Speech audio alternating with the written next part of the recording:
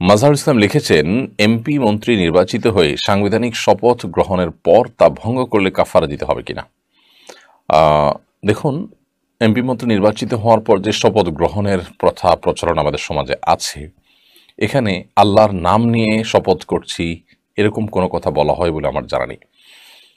আল্লাহর নাম নিয়ে শপথ যদি না করা হয় তাহলে সেক্ষেত্রে কোনো কিছু ছুঁয়ে শপথ করা হলো, সে শপথে আল্লাহর নাম নিয়ে শপথ করা হয় না, এরকম যদি হয় তাহলে সেটি শরিয়ার দৃষ্টিকোণ থেকে আসলে শপথই না, যার কারণে সেটি ভঙ্গ হলে শরিয়ার দৃষ্টিকোণ থেকে ইসলামের বিধানের আলোকে কাফারাও প্রযোজ্য হবে না।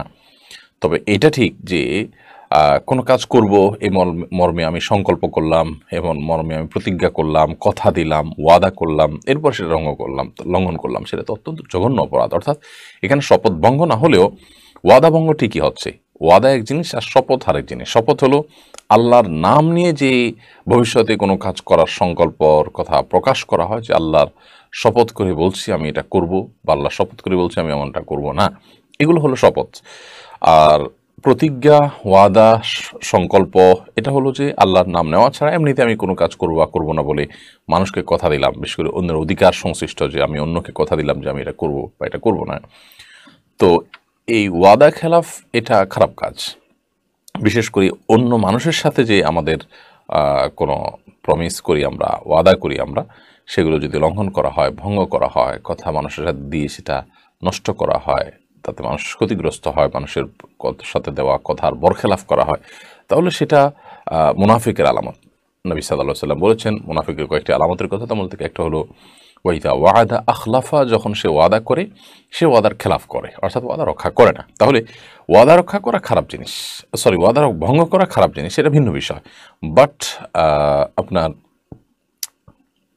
শপথ ভঙ্গ করলে সেটি কাফারা দিতে হবে, এরকম একটা ব্যাপার। ওয়াদা ভঙ্গ করলে কোনো কাফারা নাই, কিন্তু এর কারণে গুনাহ হয়। তো এই জন্য এমপি মন্ত্রী হওয়ার সময় যে শপথ তারা করে থাকেন, সে শপথ তারা ভঙ্গ করে থাকলে, তাদের ওয়াদা ভঙ্গ করলেন, সেক্ষেত্রে তারা গুনাহগার হবেন। বাট শপথ ভঙ্গের যে কাফারা, সেটি তাদের জন্য প্রযোজ্য হবে না। অতএব আপন জায়গায় তাদের এই প্রতিজ্ঞার ভ্যালু ঠিকই আছে, সেটা তাদেরকে অবশ্যই লক্ষ্য করতে হবে। এর মধ্যে ওমর ফারুক লিখেছেন, একজন খাতনাকে অমানবিক বলছেন। ইসলামিক খাতনার গুরুত্ব কতটুকু? ইসলামিক খাতনার গুরুত্ব অপরিসীম। নবী করিম সাল্লাল্লাহু আলাইহি ওয়াসাল্লাম কয়েকটি কাজকে বলেছেন যে এটা মিনাল ফিতরাহ, এটা প্রকৃতিগত সুন্নাহ, অর্থাৎ প্রত্যেকটা মানুষকেই করতে হয়, বা প্রতিটা মানুষকে করা এটা সৃষ্টিগত সুন্নাহ। এবং সকল নবী রাসূল আগে যারা গত হয়েছেন পৃথিবীতে, এটা সকলের সুন্নাহ, সবার মধ্যেই এটি ছিল, অর্থাৎ এর গুরুত্ব অনেক বেশি। তোমাদের থেকে একটি হলো এই খাতনা করা। খাতনা করা বা মুসলমানি করা, যেটাকে আমরা বলছি, এটি স্বাস্থ্যের জন্য খুবই প্রয়োজনীয় একটি কাজ, এবং এর স্বাস্থ্যগত উপকারিতা অনেক বেশি। বিশেষ করে আপনার লিঙ্গের অগ্রভাগে চামড়ার ভাঁজে পেশাব ইত্যাদি লেগে থাকা, এবং সেখান থেকে নানা রোগবালাই হওয়া, এবং নানাবিধ সমস্যার থেকে উত্তরণের জন্য, মুক্তি লাভের জন্য খাতনার কোনো বিকল্প নেই। এই জন্য সকল যুগে, সকল নবী রাসূলদের সময়ে এই খাতনার এই সুন্নাহটি প্রচলিত ছিল। বহু সুন্নাহ আছে বিভিন্ন নবী রাসূলদের সময় প্রচলিত ছিল, অন্য নবী রাসূলদের জন্য সেটি প্রযোজ্য নয়, বা তারা উম্মতের জন্য সেটি প্রযোজ্য নয়। কিন্তু খাতনা এমন একটি সুন্নাহ যে সুন্নাহটা সকলের জন্য প্রযোজ্য। অতএব এটাকে অমানবিক বলা একেবারেই ভুল কথা এবং সঠিক কোনো বিষয় নয়। খাতনা এটা করতে গিয়ে যদি কোনো দুর্ঘটনা ঘটে, তাহলে সেক্ষেত্রে তার পদ্ধতিগত ত্রুটির সমালোচনা করা উচিত, খাতনার সমালোচনা করা উচিত নয়। বিশেষ করে পৃথিবীর অনেক দেশে বাচ্চার জন্মের সঙ্গে সঙ্গে খাতনা করে দেওয়া হয়, বা জন্মের 7ম দিনে খাতনা করে দেওয়া হয়। আমি আমার নিজের অভিজ্ঞতার কথা বলছি যে মিডল ইস্টে আমার একটা বাচ্চা হয়েছে, এবং সে তার খাতনা হয়েছে জন্মের 7ম দিনে হসপিটালে। যদিও সেখানে ম্যাক্সিমাম বাচ্চাদের জন্মের সাথে সাথেই খাতনা হয়ে যায়। তো সেই খাতনায় তার কোনো কষ্ট অনুভব হয়নি, সে টেরও পায়নি, অত্যন্ত সহজে খাতনা হয়ে যায়, এবং বাচ্চা অনেক সময় কাঁদেও না, এত সহজে এটি হয়ে যায়। তো এই জন্য খাতনার পদ্ধতিগত যে ত্রুটি আছে আমাদের দেশে, বিশেষ করে বাচ্চা অনেক বড় হওয়ার পর খাতনা করা হয়, যেটা আসলে তার জন্য কিছুটা কষ্টের। তবে সেই কষ্ট লাঘব করার জন্য বহু উপায় আছে। ফুল অ্যানেস্থেসিয়া দেয়া আদৌ প্রয়োজন আছে কিনা এই কাজের জন্য, বা দিলে সেটার মাত্রার মধ্যে যদি হেরফের হয় তাতে বাচ্চার ক্ষতি হতে পারে, জীবন হুমকির মধ্যে পড়তে পারে। এগুলো তো ইথিক্যাল বিষয়, এবং এ বিষয়ে সংশ্লিষ্টরা ভালো বলতে পারবেন, এবং তাদের পরামর্শ এবং গাইডলাইন অনুযায়ী এই কাজগুলো করা উচিত। তবে খাতনাকে অমানবিক বলার কোনো কারণ নেই বা এর কোনো যৌক্তিকতা নেই। ওমর ফারুক আপনি লিখেছেন, আমি আমার স্ত্রী সন্তান নিয়ে আলাদা থাকি, মা ভাইদের সাথে থাকি না, কারণ প্রায় ঝগড়া হতো। তবে আমি সবার খোঁজ খবর রাখি, সাধ্যমতো টাকা পয়সা দেওয়ার চেষ্টা করি। আমি কি আত্মীয়তার সম্পর্ক ভঙ্গকারী হিসেবে গণ্য হব? দেখুন, স্ত্রীকে ভাই বোন এবং মা বাপের সাথে রাখলে আত্মীয়তার সম্পর্ক রক্ষাকারী, আর না রাখলে সম্পর্ক ছিন্ন করে, ব্যাপারটা এত সহজ নয়। কোনো যৌক্তিক কারণে মা বাবা ভাই বোনের সাথে স্ত্রী নাও থাকতে পারেন, হতে পারে সেটা নিজের চরিত্রের হেফাজতের জন্য কর্মস্থল দূরে থাকার কারণে নিজের কাছে স্ত্রীকে রাখা, অথবা তাদের সাথে একসাথে থাকতে গেলে আপনি যেমনটি বললেন ঝগড়া বিবাদ হয়, কিংবা পর্দা রক্ষা করা কঠিন হয়, এসব কারণে যদি আলাদা রাখা হয়, তাহলে সেক্ষেত্রে এর কারণে আপনি আপনার আত্মীয় স্বজনের সাথে সম্পর্ক ছিন্ন করছেন, ব্যাপারটা সেরকম নয়। আত্মীয়র সাথে সম্পর্ক রক্ষা করা, ছিন্ন করার সাথে স্ত্রী তাদের সাথে থাকা না থাকার সম্পর্ক নেই, বরং এর সম্পর্ক এলো যে আপনি যোগাযোগ তাদের সাথে রক্ষা করছেন কিনা। এর সম্পর্ক হলো আপনি তাদের সাথে আসা যাওয়া ঠিক রেখেছেন কিনা, খোঁজ খবর নিচ্ছেন কিনা। যদি খোঁজ খবর নেন, আসা যাওয়া ঠিক মতো রাখেন, এবং তাদের প্রতি আপনার যে কর্তব্য আছে সেই কর্তব্যগুলো আপনি ঠিকমতো আদায় করে যাচ্ছেন, তাহলে ইনশাআল্লাহ আপনি আত্মীয়তার সম্পর্ক রক্ষাকারীদের মধ্যে কাতারে থাকছেন। তবে আপনার স্ত্রী সেই ঘরের বউ হিসাবে তার উচিত শ্বশুর শাশুড়ি এবং আপনার ভাই বোন তাদের সাথে শরিয়ার নীতিমালা মেনে তাদের সাথে সুসম্পর্ক বজায় রাখা যতটুকু সম্ভব হয়, কিন্তু এর জন্য একসাথে থাকতে হবে ব্যাপারটা সেরকম না। জলকাব্য এআরি থেকে আপনি লিখেছেন, যারা অন্যায় করেছে, আঘাত দিয়েছে, কষ্ট দিয়েছে, বিশ্বাসঘাতকতা করেছে, অনেক সময় যেসব কথা মনে পড়ায় নামাজরত অবস্থায় কান্না চলে আসে, অনেক সময় কাঁদতে থাকি, এতে নামাজের ক্ষতি হবে কিনা? দেখুন, নামাজের মধ্যে কান্না হবে শুধুমাত্র আল্লাহর ভয়ে, জাহান্নামের ভয়ে, আল্লাহর ভালোবাসায়। দুনিয়াবি বা পার্থিব বিষয়ে কান্নাকাটি করা নামাজের মধ্যে অনুচিত, বিশেষ করে যদি শব্দ করে কান্না করা হয় নামাজের মধ্যে, দুনিয়াবি কোনো কারণে ব্যথা পেয়ে শব্দ করে কাঁদলেন, তাহলে নামাজ ভঙ্গ হয়ে যাবে, নষ্ট হয়ে যাবে। আর যদি শব্দ করে কান্না না হয়, বরং নীরবে কান্না আসছে, চোখের পানি পড়ছে জাস্ট কষ্টে, তো এটার কারণে আপনার নামাজ ভঙ্গ হবে না। কেউ কষ্ট করেছে, কেউ কষ্ট দিয়েছে, বিশ্বাসঘাতকতা করেছে, আঘাত দিয়েছে, সেজন্য আপনার নামাজে কান্না এসে গেল, আপনি আল্লাহ তাআলার কাছে একরকম মাজলুমের যে নিবেদন, মাজলুমের যে উপস্থাপন, সেই জায়গা থেকে কাঁদছেন, দোয়ার অংশ হিসেবে কাটছেন। যদিও আপনি মুখের তেলাওয়াত বা জিকির যাই করছেন, মনে মনে দোয়া করে আপনি আল্লাহর কাছে সাহায্য চেয়ে কাঁদছেন, অথবা কষ্টের কারণেই কাঁদছেন, কিন্তু চোখের পানি ছাড়া সেখানে শব্দের কোনো ব্যাপার নেই, অর্থাৎ সশব্দে কাঁদেন নেই, তাহলে সারা নামাজ হয়ে যাবে, নামাজ না হওয়ার কোনো কারণ নেই। যদিও নামাজের মধ্যে আল্লাহ তাআলার দিকে পরিপূর্ণ মনোযোগী হয়ে নামাজটাকে অন্য বিষয়ের মনোযোগ থেকে পৃথক রাখা দরকার। হিমু প্রামাণিক এআইডি থেকে আপনি লিখেছেন, আমার নিজের অজান্তে আমাকে দিয়ে একজন কালো জাদু করিয়েছে, কিন্তু যখন আমি এই বিষয়টা বুঝতে পারছি এর মাঝে 500 বছর কেটে গেছে, এখন আমি কিভাবে এই পাপ থেকে মুক্তি পাবো? প্রথমত আপনি এই জাদু কাটাবার চেষ্টা করবেন। কোনো জিনিসে যদি জাদু করা হয়ে থাকে, সেই জিনিসটা নষ্ট করে ফেলবেন, উত্তোলন করে। অন্য কারোর মাধ্যমে করানো হলে তাকে ধরে হলেও সেই জাদু কিভাবে করা হয়েছে, সেটা কিভাবে নষ্ট করা যায়, সেই চেষ্টা আপনাকে করতে হবে। ওটা নষ্ট করতে গিয়ে যেন আবার জাদুর আশ্রয় নেওয়া না হয়, সেটি খেয়াল রাখতে হবে।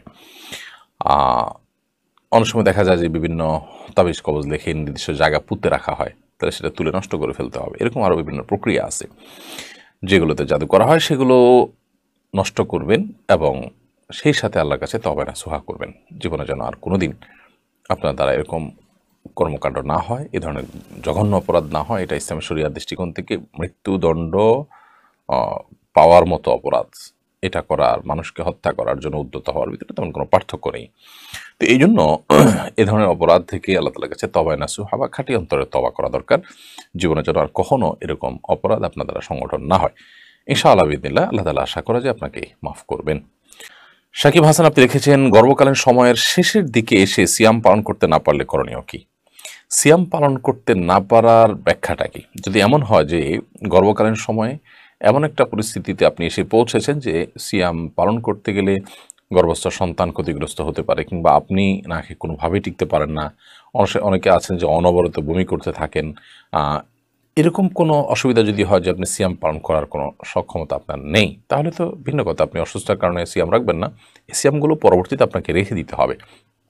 কোরআন কারীমে আল্লাহ তাআলা বলেছেন, ফামান কানা মিনকুম মারিদান আও আলা সাফারিন ফাইদ্দাতুম মিন আইয়ামিন উখর, তোমাদের মধ্যে যারা অসুস্থ থাকবে অথবা সফরে থাকবে, তারা অন্য কোনো সময়ে এই রোজাগুলো রেখে দিতে হবে। অতএব সেই হিসেবে এই রোজাগুলো আপনি পরবর্তীতে রেখে দিলে হবে। আর যদি জাস্ট গর্ভের সময় রোজা রাখলে বাচ্চার ক্ষতি হতে পারে, এরকম একটা ঠুনকো অজুহাত কিংবা জাস্ট আশঙ্কা থেকে আপনি এটি করেন, তাহলে সেটা মোটেই ঠিক হবে না। কারণ হলো এই আশঙ্কার কোনো ভ্যালু বা এর কোনো যৌক্তিক ব্যাখ্যা নেই এবং ভ্যালিড কোনো আশঙ্কা এটা না।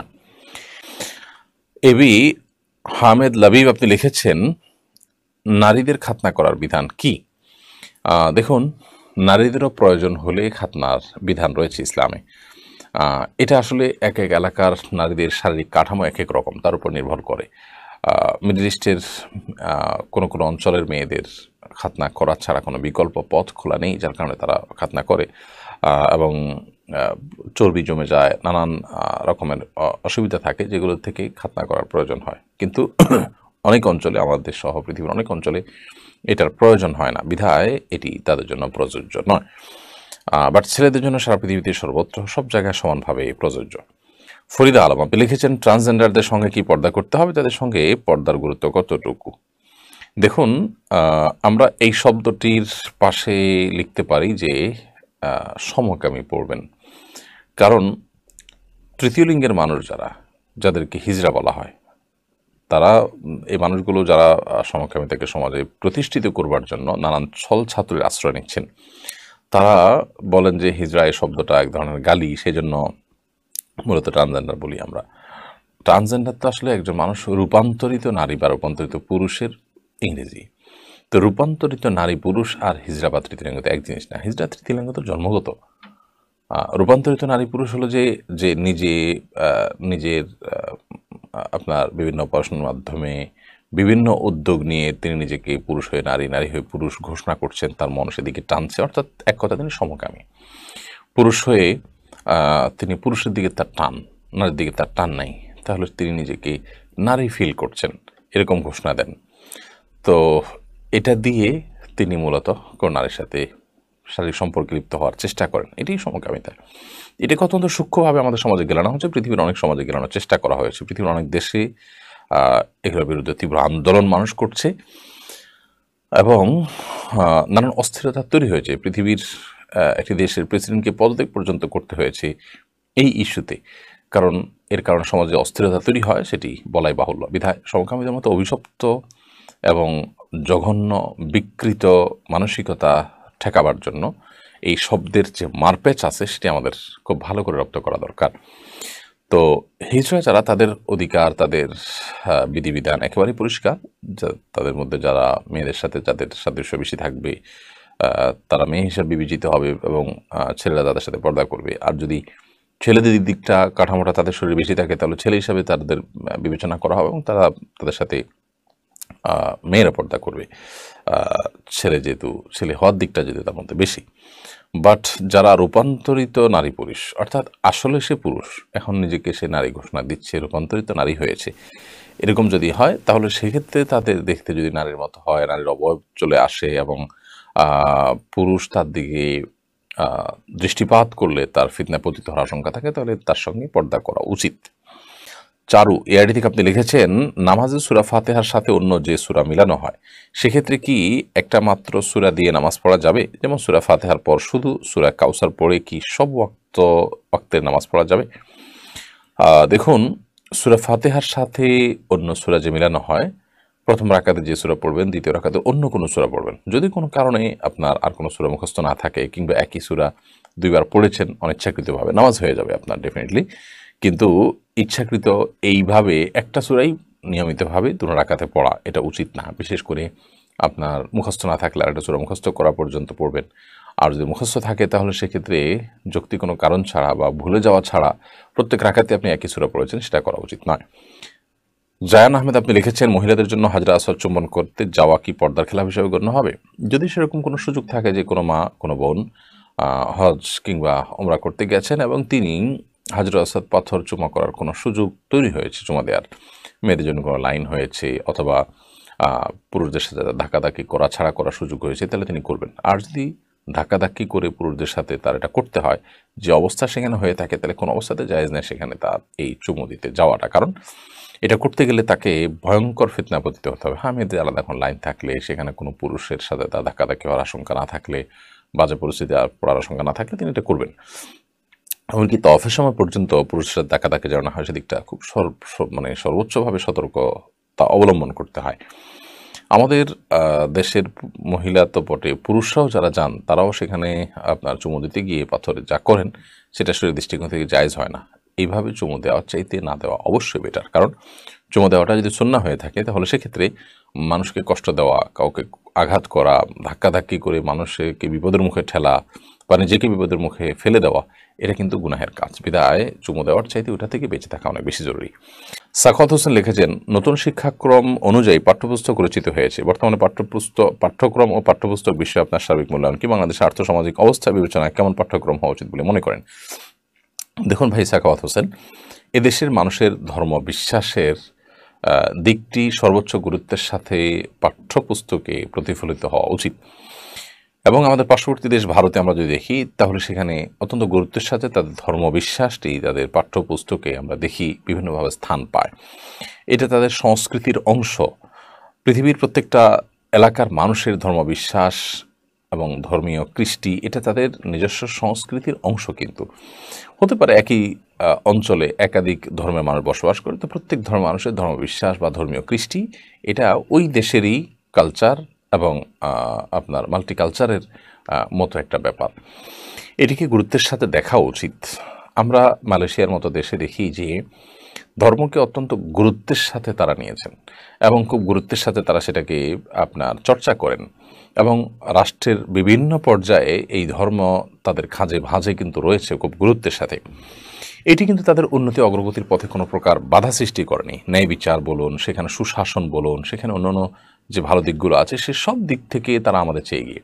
আমাদের দেশে এক শ্রেণীর মানুষ মনে করে যে ধর্ম এটা বিযুক্ত করে ফেললে বোধহয় আমরা সব দিক থেকে এগিয়ে যাব, অথচ আমরা পিছিয়ে আছি, কিন্তু জায়গায় দাঁড়িয়ে আছি। ডলারের মধ্যে পর্যন্ত উই ট্রাস্ট অন গড লেখা আছে, আমরা জানি এই জাতীয় লেখা আছে যে ট্রাস্টে গডের প্রতি আমাদের ট্রাস্ট বা বিশ্বাস আছে।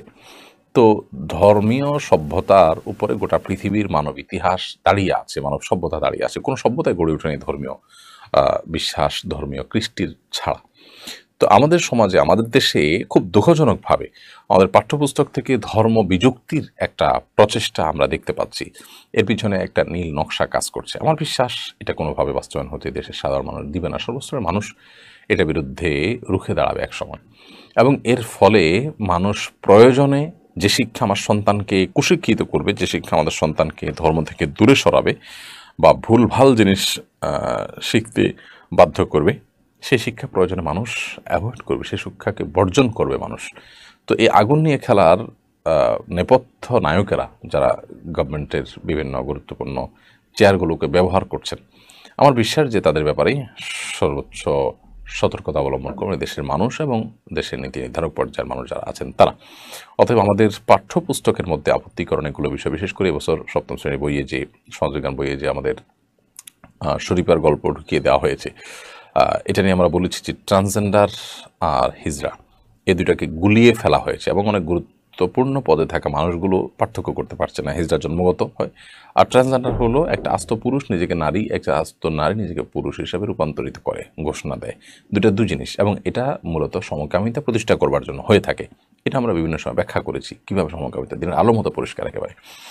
তো এই সমকামিতার বিষয়টিকে সরাসরি সমাজে গেলানো যাবে না দেখে এই ছলছাত্রের আশ্রয় নিয়ে সেটাকে গেলানোর চেষ্টা করা হয়। এর বিরুদ্ধে আমাদের তীব্র আন্দোলন করা দরকার, এবং সেই সাথে ধর্মীয় এবং নীতিশিক্ষার অভাবে আমরা কিন্তু কিশোর গ্যাং দেখতে পাচ্ছি। আমাদের তরুণদের মধ্যে এক ধরনের অস্থিরতা, ভোগবাদ এবং মোরালিটির অভাব আমরা দেখতে পাচ্ছি প্রচণ্ডভাবে। পাঠ্যপুস্তক থেকে ধর্ম বিযুক্তির পরিণতি কখনো ভালো কিছু বই আনবে না জাতি হিসেবে আমাদের জন্য। এমডি আশরাফুল ইসলাম লিখেছেন, শরীরে তেল দিয়ে অজু করলে কি অজু হবে? শরীরে তেল ব্যবহার করেছেন, তেল ব্যবহার করে তারপর আপনি অজু বা গোসল করেছেন, অজু হয়ে যাবে। এতে ত্বকে পানি পৌঁছেনি সেই আশঙ্কা করে কোনো দুশ্চিন্তা করার কোনো প্রয়োজন নেই। তেল, নর্মাল তেল যদি ব্যবহার করে থাকেন তার উপর দিয়ে অজু করতে কোনো অসুবিধা নেই এবং এর ফলে অজু হয়ে যাবে। শাকিল আহমেদ খান লিখেছেন, আমি একজন হাফিজ, মাদ্রাসায় খেদমত করছি, উদ্যোক্তা হওয়ার ইচ্ছা, কৃষি কাজও করতে চাই, পরামর্শ দিয়ে বাজিতে করবেন। ভাই শাকিল আহমেদ, আলহামদুলিল্লাহ, উদ্যোক্তা হওয়া খুবই ভালো, বিশেষ করে একজন হাফিজ আলিম হয়ে তিনি কোনো ব্যবসায়িক উদ্যোগ গ্রহণ করা, এটা খুবই প্রয়োজনীয় একটি কাজ। এর মাধ্যমে তার যে পেশাগত দায়িত্ব তিনি যেটা পালন করছেন দিনের জন্য, সেটা মাদ্রাসায় পড়ানো হোক, মসজিদে ইমামতি করা হোক, সেই কাজটা তিনি আল্লাহর জন্য করতে পারবেন এবং তার কোনো বিনিময় তিনি গ্রহণ করবেন না। তো এই সুযোগটা তাকে এনে দিবে এই উদ্যোক্তা হওয়ার ক্ষেত্রে তিনি যদি সাফল্য অর্জন করতে পারেন। তো এই বিষয়ে যারা অভিজ্ঞ তাদের সাথে পরামর্শ করার অনুরোধ রইল যে আপনি কৃষিকাজ করতে চান কিংবা অন্য কোনো উদ্যোগ নিতে চান, ব্যবসায়ী উদ্যোগ, তাহলে সেক্ষেত্রে খুবই বুঝে শুনে আগানো উচিত। প্রথমে কাজটা শেখা উচিত কারোর দিনে থেকে একটা লম্বা সময়, এরপর ধীরে ধীরে সেই দিকে পা ফেলা উচিত। কারণ আমাদের দেশে এত পরিমাণ অসততা, অসৎ উপায় মানুষ অবলম্বন করে থাকে যে কোনো কাজ করতে যাবেন আপনার ধরা খাওয়ার আশঙ্কা অনেক বেশি থাকে, জোরালো থাকে। পৃথিবীর অন্যান্য দেশের মতো না যে কেউ চাইলেই পুঁজি নিয়ে খুব সরল সহজভাবে ব্যবসা শুরু করে দেন। কেউ তাকে জ্বালাতন করবে না, কেউ তাকে হয়রানি করবে না, কেউ তার সাথে প্রতারণা করবে না, এরকম পরিবেশ আমাদের দেশে নেই। দুঃখজনক বাস্তবতা। যার কারণে আপনি অভিজ্ঞ মানুষদের সাথে পরামর্শ করে একটু একটু করে আগানোর চেষ্টা করবেন, আল্লাহ তার কাছে দোয়া করে, এবং একজন ইমাম হিসাবে এই কাজ আপনার সমাজের জন্য খুব ভালো একটা দৃষ্টান্ত হয়ে থাকবে ইনশাআল্লাহ তাআলা। শাহরিন শেফা আপনি লিখেছেন, এমন কোনো আমল আছে যা করলে আমি হজে যেতে পারবো?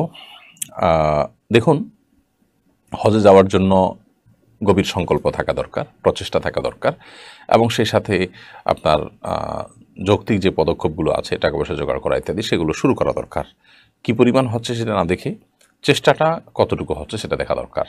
যে টাকার ফিগারটা আমি কতটা রাখতে পারলাম, তার চেয়ে বড় কথা আমার সাধ্যের কতটুকু আমি ব্যয় করতে পারলাম এটার জন্য, এটা করে এরপর আল্লাহ তাআলার কাছে চোখের পানি ফেলে দোয়া করা উচিত। সাধারণভাবে বিভিন্ন সময় আপনি চাইবেন, আকুতি পেশ করবেন, আল্লাহ রাব্বুল আলামিন অনেক গরিব মানুষকে হজ করার, উমরা করার তৌফিক দিয়েছেন, আবার অনেক ধনী মানুষকে সেই তৌফিকটি দেননি। বিধায় আল্লাহ সুবহানাহু ওয়া তাআলার কাছে সেভাবে দোয়া করতে হবে আমাদের, এবং সেভাবে কায়মনোবাক্যে কামনা করতে হবে যেন আল্লাহ তাআলা আমাদেরকে সেই তৌফিক দান করেন, আমরা যেন হজ এবং উমরা করতে পারি।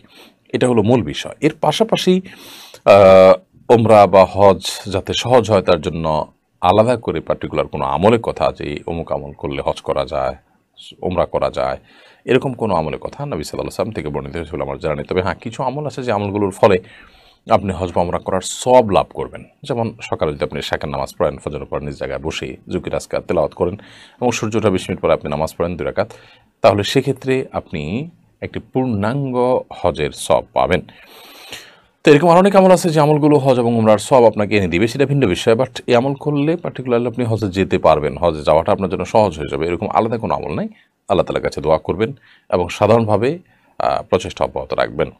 মোহাম্মদ এহসানুল মাহবুব আপনি লিখেছেন, বর্তমান সময়ে ট্রান্সজেন্ডার মতবাদ নিয়ে আমাদের যুব সমাজের করণীয় সম্পর্কে যদি বলতেন। যুব সমাজ ট্রান্সজেন্ডার মতবাদের বাস্তবতাটা উপলব্ধি করা দরকার, বোঝা দরকার, এবং এ বিষয়ে যারা এক্সপার্ট আছে, বিশেষ করে এই ভাঁওতাবাজির যে আপনার কলকাঠিগুলো নাড়া হচ্ছে সেগুলো সম্পর্কে যারা খুব ভালো বোঝেন, এরকম এক্সপার্টদের অপিনিয়ন নেওয়া উচিত এবং তাদের কাছ থেকে সে বিষয়ে জ্ঞান অর্জন করা উচিত এবং অন্যদেরকে সতর্ক করা দরকার। আমরা সহজ ভাষায় বলতে পারি যে সমকামিতা সমাজে প্রবেশ করানোর জন্য, সেটাকে প্রতিষ্ঠিত করবার জন্য এই শব্দটির ব্যবহার শুরু হয়েছে। পৃথিবীর বিভিন্ন প্রান্তে প্রান্তে এটি শুরু হয়েছে। সমকামিতাকে নানাভাবে প্রতিষ্ঠা করতে গিয়ে যখন ব্যর্থ হয়েছে, তখন এরকম কিছু পদ্ধতি বা শব্দের আশ্রয় নেওয়া হয়েছে যেগুলো মর্ম মানুষ বুঝতে কিছুটা গলদঘর্ম হয়ে যাবে। অনেকটা হিজড়াদের মধ্যে ঢুকে গিয়ে তাদের সেই অপকর্ম তারা সাধন করতে চায়, হলো ইস্যু। কারণ হিজড়া হলো জন্মগতভাবে যার শরীরের মধ্যে পুরুষ নারীর 2 রকমের আপনার কাঠামো আছে। এই কাঠামোগত ব্যাপারটা তার আগে থেকেই আছে, এটা হলো হিজড়া বা তৃতীয় লিঙ্গ। হিজড়া বললে যদি গালি হয়, তাহলে তৃতীয় লিঙ্গ শব্দটাকে আমরা ব্যাপকভাবে প্রচার করতে পারি এবং আইন করে বা এই শব্দের ব্যবহার ব্যাপকভাবে করে আমরা এটা প্রতিষ্ঠিত করতে পারি। এজন্য ট্রান্সজেন্ডার টেনে আনার কোনো প্রয়োজন নেই। ট্রান্সজেন্ডার হলো রূপান্তরকামী নারী পুরুষ, অর্থাৎ পুরুষ হয়ে নারী, নারী হয়ে পুরুষ হওয়া। এটা শরীর দৃষ্টিকোণ থেকে তো হারাম একটা জিনিস। মানব সভ্যতা টিকে আছে যে নারী পুরুষের বৈবাহিক সম্পর্কের মাধ্যমে। এই রূপান্তরিত নারী পুরুষের এই প্রথা, এই পদ্ধতি সমকামিতাকে প্রতিষ্ঠিত করবে, মানব সভ্যতা টিকে থাকতে কোনো সাহায্য, কোনো ভূমিকা এটি রাখবে না, অস্থিরতা তৈরি করবে সমাজের মধ্যে। যার কারণে এটার বিরুদ্ধে আমাদের যুবকদের সচেতন হওয়া উচিত, সচেতন করা উচিত, এবং সমাজে এ ধরনের খিস্তি খেউড় এবং আবর্জনা, পশ্চিমা আবর্জনা কোনোভাবে যাতে না ঢুকতে পারে, সেজন্য প্রত্যেকটা মানুষ যার যার জায়গা থেকে কথা বলা দরকার। অধিকারের নাম দিয়ে পশ্চিমারা আমাদেরকে অনেক খিস্তি খেউড় গিলায় দেয়, বিশেষ করে তারা সহযোগিতার নাম দিয়ে এই কাজগুলো করে থাকে। এই ধরনের মতবাদ, এমনকি এলজিবিটি যারা আপনার লালন করে, ধারণ করে, তারা পৃথিবীতে যে প্রচণ্ড রকমের উগ্র, পৃথিবীর অনেকগুলো দেশ, চায়না, রাশিয়া, অনেকগুলো দেশ তাদেরকে রীতিমতো উগ্র হিসাবে, জঙ্গি হিসাবে ঘোষণা দিয়েছে। কারণ হলো তাদের মধ্যে অ্যাগ্রেসিভ মানসিকতা এত ভয়াবহ যে আপনি পৃথিবীর পশ্চিমা দুনিয়ার অনেক ইউনিভার্সিটি গবেষণা করতে যাবেন, আপনাকে ফর্ম ফিল আপ করতে হবে যে আপনি এলজিবিটি সাপোর্ট করেন। তো আপনি এলজিবিটি সাপোর্ট করেন না করেন আপনার ব্যাপার, কিন্তু আপনি আমাকে বাধ্য করছেন আমার ধর্মীয় বিশ্বাসের বিরুদ্ধে যেতে, আমার রুচির বিরুদ্ধে যেতে। কেউ সমকামিতে যদি লিপ্ত হয় তাতে তিনি কাফের হয়ে যান না, কিন্তু কেউ যদি সমকামিতে লিপ্ত নাও হন আর এটাকে বৈধতা দেন, তিনি কাফের হয়ে যান। তার মানে আপনি আমার ধর্ম থেকে আমাকে বের হতে বাধ্য করছেন। আপনারটা আপনি করেন সেটা না, আমাকে দিয়ে আপনি সেটা করাচ্ছেন বা আমাকে সেটা স্বীকৃতি দিতে বাধ্য করছেন। এর চেয়ে বড় উগ্রবাদ আর কী হতে পারে? বিধায় এদের বিষয়ে আমাদের সর্বোচ্চ সতর্ক থাকতে হবে। পশ্চিমা দুনিয়ার অনেক দেশের মা বাবা, অভিভাবকরা, প্যারেন্টসরা এখন রাস্তাঘাটে বেরিয়ে আসছে তাদের সন্তানদের ধ্বংসের হাত থেকে বাঁচাবার জন্য। আমরা সেটা যত আগে বুঝতে পারবো ততই কল্যাণ ইনশাআল্লাহ তাআলা। কায়সার হামিদ আপনি লিখেছেন, যদি প্রথম রাকাতে কোরআনের শেষ সূরা নাস পড়ে ফেলি তাহলে পরবর্তী রাকাতে কোন সূরা পড়ব? এতে আয়াতের সিরিয়াল ভঙ্গ হবে কিনা? নামাজের মধ্যে আয়াত এবং সূরার সিরিয়াল লক্ষ্য করা দরকার। অর্থাৎ কোরআনের ডান দিক থেকে পড়ে আস্তে আস্তে আমরা আস্তে আস্তে বামে যাব। প্রথম রাকাতে যা পড়েছেন পরের রাকাতে তার পরের কোনো সূরা পড়বেন, আগের সূরা উল্টার দিকে যাবেন না। এটা হলো সুন্নাহ। এই সুন্নাহটা যদি লঙ্ঘন হয়ে যায় ইচ্ছার বাইরে, অর্থাৎ ভুলে, তাহলে সেক্ষেত্রে গুনাহ নাই। কিন্তু ইচ্ছাকৃতভাবে লঙ্ঘন করে ফেলে সেটা মাকরুহ হবে, অপছন্দনীয় কাজ হবে। কবিরা গুনাহ হবে না, নামাজ হয়ে যাবে, বাট অপছন্দনীয় কাজ হবে। আর যদি ভুলে ভেঙে যায় এটা, তাহলে সেক্ষেত্রে কোনো অসুবিধাই নেই। যেমন প্রথম রাকাতে আপনি সূরা নাস পড়ে ফেলেছেন, এখন আর পরে তো সূরা নেই, তাহলে আপনি পরবর্তী রাকাতে সূরা নাসের আগের কোনো সূরা পড়লেন কিংবা সূরা নাস আবার রিপিট করলেন, নামাজ হয়ে যাবে। বাট আপনার ইচ্ছাকৃতভাবে সূরা নাস প্রথম রাকাতে পড়া উচিত না, কারণ হলো পরের রাকাতে আপনি পড়ার জন্য কোনো সূরা থাকছে না পরবর্তীতে। তো এরকম ভুলে হয়ে গেলে ইনশাআল্লাহ নামাজ হয়ে যাবে, কোনো অসুবিধা নেই। হাসানুজ্জামান রায়হান আপনি লিখেছেন, সাধ্যের চেয়ে অতিরিক্ত মহারণা না লেখা ছাড়া বিবাহ করা সম্ভব না হলে করণীয় কি? দেখুন, যদি সাধ্যের চাইতে অতিরিক্ত মহর লিখতে হয় তাহলে সেক্ষেত্রে সে মহর তো আপনাকে আদায় করতে হবে। পরবর্তীতে যদি আপনি আদায় করার কোনো স্কোপ না থাকে তাহলে আপনি সেই বিয়েতে সম্মত হবেন না। যদি এরকম বিয়ে করেন তাহলে সেক্ষেত্রে আপনি গুনাহগার হবেন। কারণ আপনি জানেন যে টাকা দিতে পারবেন না, সে টাকা আপনি লিখছেন, তার মানে আপনি হক নষ্ট করবেন। আপনি জানেন, জেনে শুনে কার হক নষ্ট করার কোনো সুযোগ কিন্তু নেই। এটা স্ত্রীর অধিকার যখন সেটা চূড়ান্ত হয়ে যাবে। এজন্য আপনি অবশ্যই সাধ্যের মধ্যে মহারণা লিখবেন। প্রয়োজন অন্যত্র বিয়ে করবেন। সব মেয়ে বা মেয়ের অভিভাবক তো নিশ্চয়ই একরকম নন। বিধায় মহারণা এটা কোনো শুধুমাত্র কথার কথা আপনার বলার মতো কোনো বিষয় বা শুধু লেখার জন্য কোনো বিষয় না, বরং সেটি স্ত্রীর অধিকার, তাকে সেটা আদায় করতে হবে। মোহাম্মদ রমি আপনি লিখেছেন, বিয়ের উদ্দেশ্যে পাত্রের মুখমণ্ডল দেখা জায়েজ হবে নাকি না জায়েজ? বিয়ের উদ্দেশ্যে পাত্রের মুখমণ্ডল দেখা জায়েজ হবে, এটা না জায়েজ হওয়ার কোনো কারণ নেই। তবে মুখমণ্ডল যে আপনি দেখবেন সেটা বিয়ের কথাবার্তা পাকাপাকি হয়েছে, এখন দেখা দেখির মাধ্যমে ফাইনাল হবে, এরকম হলে তখন আপনি দেখবেন। আপনি যেখানে সেখানে রাস্তাঘাটে যে কোনো নারীকে দেখার জন্য এটা যদি ছলছাত্রী হিসাবে বা অজুহাত হিসাবে এটাকে বের করেন, তাহলে সেক্ষেত্রে তো অবশ্যই সেটা গুনাহ হবে এবং নাজায়েজ কাজ হবে, হারাম হবে।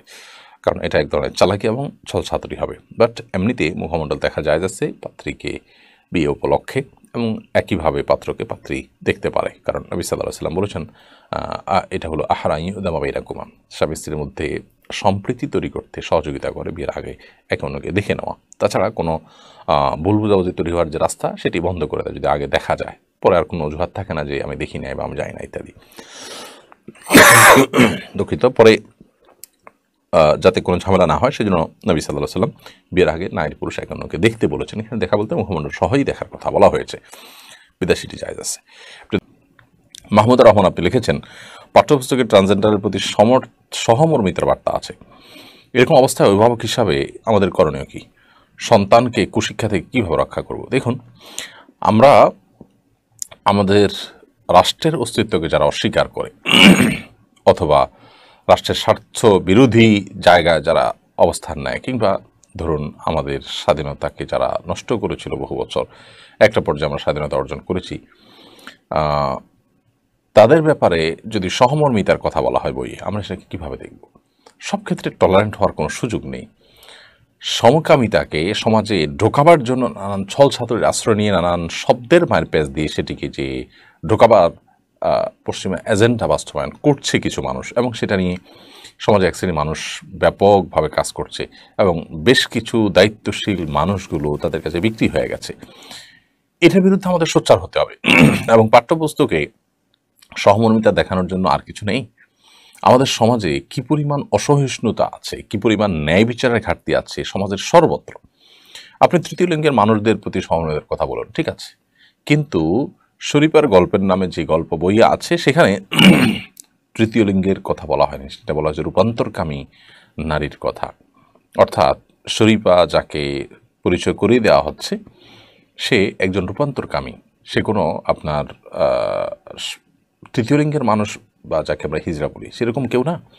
অতএব তারা চালাকি করে বলে যে হিজড়া শুনতে গাড়ির মতো শোনা যায়, সেজন্য আমরা ট্রান্সজেন্ডার বলছি। হিজড়া অনুবাদ কি ট্রান্সজেন্ডার? হিজড়ার অনুবাদ আমরা তো থার্ড জেন্ডার করতে পারি। তাহলে সেক্ষেত্রে এই শব্দের মাইন্ড প্যাসে মূলত সমকামিতাকে ঢুকানো হচ্ছে। আমরা কীভাবে সমকামিতাটা বিভিন্নভাবে বোঝানোর চেষ্টা করেছি। একজন মানুষ রূপান্তরকামী নারী, তিনি পুরুষ ছিলেন, অবকাঠামো 100% পুরুষের, তিনি বললেন আমি নিজেকে নারী ঘোষণা করি, অফিসিয়ালি তিনি নারী হলেন। তাহলে সেক্ষেত্রে এবার তিনি বিয়ে কাকে করবেন? একজন পুরুষের করবেন। আগে থেকে তিনি পুরুষ আছেন, তাহলে কি হলো? সমকামিতা হলো। সমকামিতা প্রতিষ্ঠিত করবার জন্য এটা একটা চালাকি মাত্র, বিধায় এর বিরুদ্ধে আমাদেরকে সোচ্চার হতে হবে। এবং এখানে সমন্বয়তা দেখানোর কিছু নেই। সন্তানকে সমস্ত কুশিক্ষা থেকে আমাদেরকে রক্ষা করতে হবে, যেভাবেই হোক। আমার সন্তান শিক্ষিত হন না, যদি কুশিক্ষিত হয় তো সে শিক্ষার আমাদের প্রয়োজন নেই। এবং আমাদের ভ্যাটের টাকায়, আমাদের ট্যাক্সের টাকায় বাহিরের এজেন্ডা বাস্তবায়ন করতে গিয়ে কিছু চেয়ারের মানুষ তারা এই ধরনের আজেবাজ জিনিস সন্তানকে দিবে, সেটি কোনোভাবেই গ্রহণ করার মতো নয়। সরকারের বিভিন্ন পদে থাকা মানুষগুলো বিক্রি হতে পারে, কিন্তু গোটা দেশের সমস্ত পদের মানুষগুলো বিক্রি হয়ে গেছে তা আমরা বিশ্বাস করি না। বিধায় এরকম চিহ্নিত কিছু এজেন্ডা বাস্তবায়নকারী দালাল যারা আছে তাদের ব্যাপারে আমাদের সতর্ক থাকতে হবে, এবং তাদের ব্যাপারে আমাদের সোচ্চার হতে হবে। এবং যে কোনোভাবে আমাদের শিক্ষা কারিকুলামে, আমাদের পাঠ্যপুস্তকে সন্তানদের আপনার চরিত্র নষ্ট হতে পারে, তাদেরকে বিপদগামিতার পথে নিতে পারে, কিংবা ধর্মীয় শিক্ষার বিরুদ্ধে তারা বা ধর্মীয় শিক্ষার পরিপন্থী কোনো কিছু তারা শিখতে পারে, এরকম কিছু থেকে তাদেরকে রক্ষা করার আপনার চেষ্টা অব্যাহত রাখতে হবে। এরপর একটি আইডি থেকে প্রশ্ন আসছে, আইডিটি সম্ভবত হিন্দি ভাষায় লেখা, আমি পড়তে পারছি না। আপনি লিখেছেন, বর্তমান সময়ে গজল বা নাশিদ যে মিউজিক ইউজ করা হয় সেগুলো কি শোনা যাবে? ইসলামিক কোনো গান, সঙ্গীতেও, গজলেও যদি মিউজিকের ব্যবহার থাকে তাহলে সেটা শোনা যাবে না। কারণ এই মিউজিক, এটার শোনা, উপভোগ করা, এটার ইউজ, এটা হারাম, পরিষ্কার হবে ইসলামে। সেটা কোনো আপনার বাদ্যযন্ত্র ব্যবহার করে হোক, কিংবা মুখে বাদ্যযন্ত্রের যে মিউজিক আছে সেরকম কোনো মিউজিক সৃষ্টি করে হোক, যেভাবেই হোক না কেন, মিউজিকের ব্যবহার করে নাশিদ বা গজল বা যেটাই আপনি শোনেন না কেন, এটা মানুষের মধ্যে অস্থিরতা তৈরি করে, এটা মানুষের অন্তরের মধ্যে কপটতা সৃষ্টি করে বিভিন্ন হাদিসের আলোকে বোঝা যায়। এই জন্য এগুলো ইসলামের নামে হলেও আপনার ব্যাপারটা এরকম হবে যে ভালো খাবারের মধ্যে বিষ মিশানো। তো এই জন্য যে সমস্ত গজল বা ইসলামী নাশিদ ইত্যাদিতে এই ধরনের মিউজিক ব্যবহার করা হয়ে থাকে সেগুলো শোনা জায়েজ নাই, উপভোগ করা জায়েজ নাই। সাজের বেলা এআইডি থেকে আপনি রেখেছেন, আমার খুব ইচ্ছে আমি আমার ছেলেকে বড় আলেম বানাবো, কিন্তু আমরা বর্তমানে অমুসলিম দেশে থাকি, জাপানে থাকি। আমি নিজেও ইসলাম সম্পর্কে খুব ভালো জানি না, তবে নামাজ কালাম পড়ার চেষ্টা করি। আমি কিভাবে আমার ছেলেকে ইসলামী শিক্ষায় শিক্ষিত করব? দেখুন, জাপানেও টোকিওতে আমি জানি দু একটা মাদ্রাসা আছে, খুব ছোট্ট পরিসরে, খুব স্ট্রাগল করে তারা চলেন। তো আপনি চাইলে সেরকম কোনো প্রতিষ্ঠানে আপনার সন্তানকে ভর্তি করাতে পারেন। আবার সেখানকার যে ওলামা ইকরাম আছেন, আলেমগণ আছেন, তাদের উদ্যোগে বিভিন্ন মসজিদে ছাত্রদের হেফজের উদ্যোগ নেওয়া হয়। যদিও সেই উদ্যোগে পরিপূর্ণ সফলতা অর্জন করা খুবই চ্যালেঞ্জিং একটা ব্যাপার, এটা কোনো সহজ কোনো বিষয় না যে নানান প্রতিকূলতা সত্ত্বেও সেখানে সন্তানকে আপনি আলেম বানাবেন, হাফেজ বানাবেন। তো সেজন্য আপনি সাধ্য অনুযায়ী সেখানে চেষ্টা করবেন, এবং পাশাপাশি প্রয়োজনে তাকে একটা নির্দিষ্ট সময় দেশে পাঠিয়ে দিবেন, আসা যাওয়া থাকবে প্রয়োজনে, এবং ভালো কোনো প্রতিষ্ঠানে সে পড়াশোনা করবে। অথবা দেশের বাইরে অন্য কোনো দেশেও হতে পারে, মালয়েশিয়াতে দারুল কোরআন আছে, হিফজখানা, মিডল ইস্টে কোনো কোনো দেশে আছে, আফ্রিকায় কোনো কোনো দেশে আছে, অনেক দেশে আছে ভালো দিনই শিক্ষা প্রতিষ্ঠান আছে, সেখানে আপনি বাচ্চাকে পাঠাবেন একটা পর্যায়ে গিয়ে এবং স্ট্রাগল করে নিজেরা সময় দিয়ে বাসায় তাকে বিশেষ ব্যবস্থাপনায় পড়াশোনা করিয়ে মানুষ করার চেষ্টাও করতে পারেন, অব্যাহত রাখতে পারেন। মোহাম্মদ রিপন আপনি লিখেছেন, আমি একদিন একজন রোগীকে রক্ত দিয়েছিলাম, আমার মা বাবা জানতে পেরে আমাকে একটু বকাবকি করেন, আর কোনোদিন রক্ত দিতে নিষেধ করেন। এখন আমি কি তাদের নিষেধাজ্ঞা অমান্য করে রক্ত দিতে পারবো? রক্ত দিলে আপনার ক্ষতি হবে এমনটি মনে করে তারা আপনাকে নিষেধ করেছে নিশ্চয়ই। বিধায় তাদেরকে যদি জিনিসটা সুন্দর করে বোঝানো যায় রক্ত দেওয়ার উপকারিতা, তাহলে সেক্ষেত্রে তারা আশা করি আপনাকে নিষেধ করবেন না। যদি তারপরও তারা নিষেধ করেন, তো আপনার রক্ত দেয়া না দেওয়ার উপরে যদি অন্য কোনো মানুষের বিশেষ লাভ ক্ষতি নির্ভর না করে আপনি কাউকে রক্ত না দিলে আর বহু লোকের রক্ত দিয়ে তিনি চলতে পারবেন, এরকম যদি হয় তাহলে মা বাবার নির্দেশটাকে আপনার গুরুত্বের সাথে মানা উচিত, বিশেষ করে মা বাবা হিসাবে শ্রদ্ধার জায়গা থেকে। যে কাজটি জায়েজ কাজ, ফরজ বা ওয়াজিব কাজ না, সেটি মা বাবা নিষেধ করলে সেই নিষেধাজ্ঞাকে প্রায়োরিটি দিতে হয় এবং শুনতে হয়। সেই জায়গা থেকে আপনি তাদের প্রতি, তাদের নির্দেশের প্রতি খেয়াল রাখবেন। তবে তাদেরকে যদি আপনি বুঝিয়ে নিতে পারেন, কাউন্সেলিং করতে পারেন এবং এটার যে গুরুত্ব আছে সেটা আপনি বোঝাতে পারেন, ডেফিনেটলি সেটা খুবই ভালো এবং প্রশংসার কাজ। ইশতিয়াক আহমেদ দীপু আপনি লিখেছেন, মুরব্বীরা বলেন নিজের বাচ্চাদের মুখের দিকে বাবা মার তাকাতে হয় না, নিজের বাচ্চাদের মুখের দিকে মা বাবা তাকালে নাকি বাচ্চার হায়াত কাটা যায়, কতটুকু সত্য? একেবারে মিথ্যা কথা এবং অমূলক কথা এবং কুসংস্কারাচ্ছন্ন বিশ্বাস এটি। মা বাবা বাচ্চার মুখের দিকে তাকাবে না তো কে তাকাবে? বাচ্চার মুখের সৌন্দর্য, মায়াবী চেহারা, এটা বাবা মা উপভোগ করবে না?